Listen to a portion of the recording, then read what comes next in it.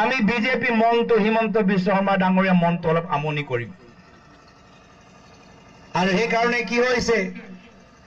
10 সেপ্টেম্বৰত BJP ত্যাগ কৰি কংগ্ৰেছৰ যোগদান কাৰ্যসূচী হ'ল 10 অক্টোবৰত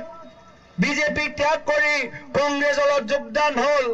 আৰু এতিয়া যোগদান কৰা তালিকা ইমান বহল অহা 10 নৱেম্বৰ তাৰিখে প্ৰতিটো জিলাৰ ভিতৰত বিজেপি ত্যাগ কৰি কংগ্ৰেছৰ যোগদান কাৰ্যসূচী হ'বগৈ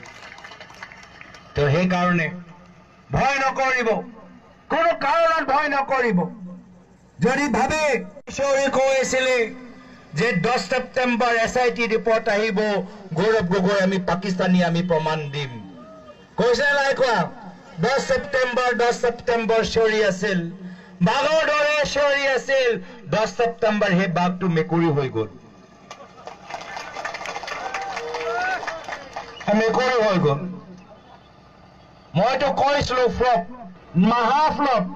যিমান হিট ৰৈ ৰৈ বিনালে জুবিন গাৰ্গৰ চিনেমা হৈছে সিমানে ডাঙৰ ফ্লপ মুখ্যমন্ত্ৰী SIT পাকিস্তানৰ এক কথাবোৰ হৈছে কিন্তু আমাৰ 10 সেপ্টেম্বৰ কথা আমি ৰাখিছো 10 সেপ্টেম্বৰত আমি কৈছিলো যে বিজেপি পৰা আমাক যোগদান কৰিব আহিলে মানসিং ৰংপি ডাঙৰীয়া আমাক 10 সেপ্টেম্বৰত যোগদান কৰিলে